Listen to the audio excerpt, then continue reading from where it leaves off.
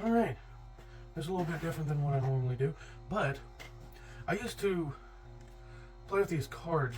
They're normal cards. You know, there's literally nothing wrong with them. As a matter of fact, I hadn't opened these in quite a while. But, yeah, you can tell I had time without touching them. But, there is something that when I was younger, I always wanted to do magic.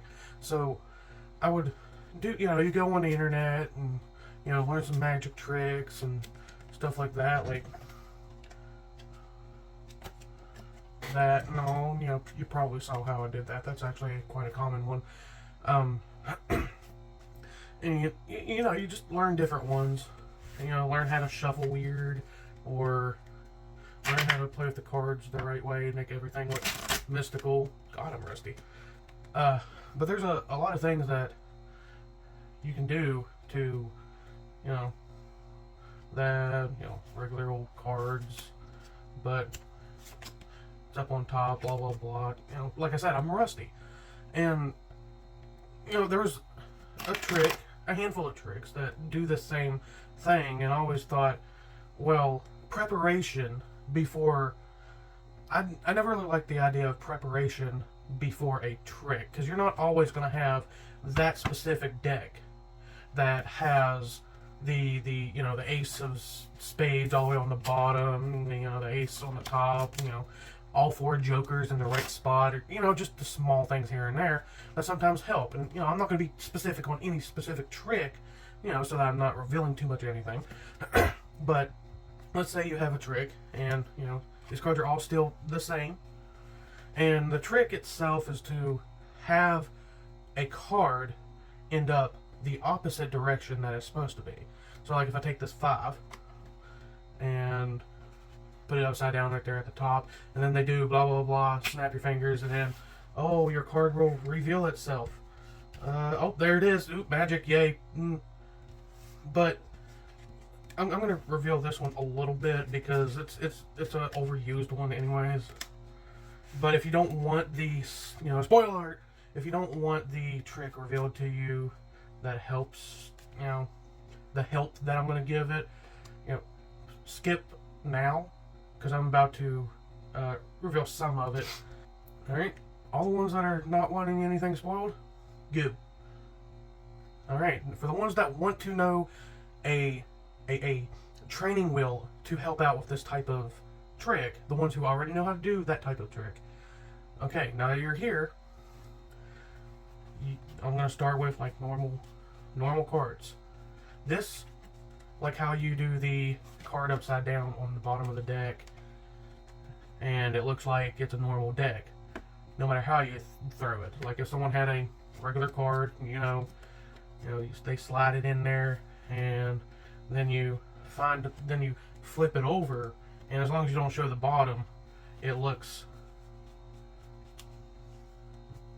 quite crazy when it shows itself upside down in the deck. Okay, so this is a little thing that prevents that from being needed to happen beforehand. No preparation deck, not a loaded deck, whatever the heck you want to call it. Basically, I call it the sidekick, because of how you do it, it's quick.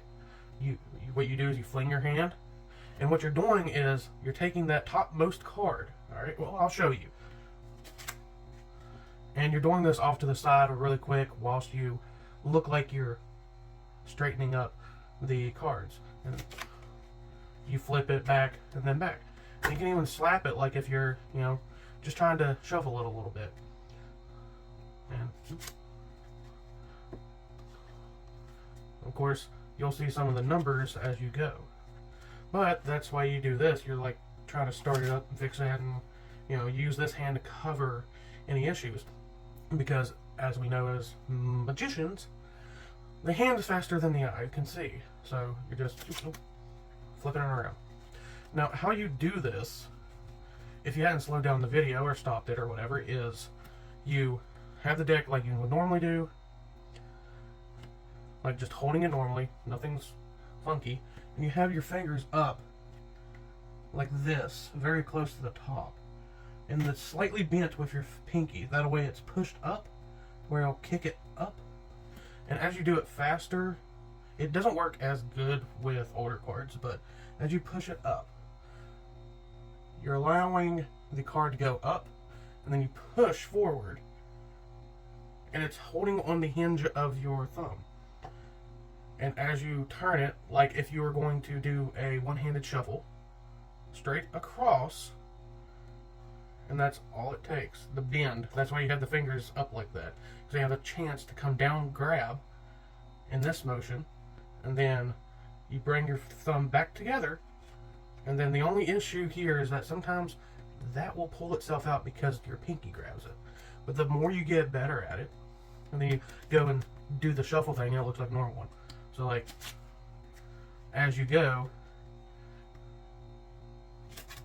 and you can do this to set it multiple times.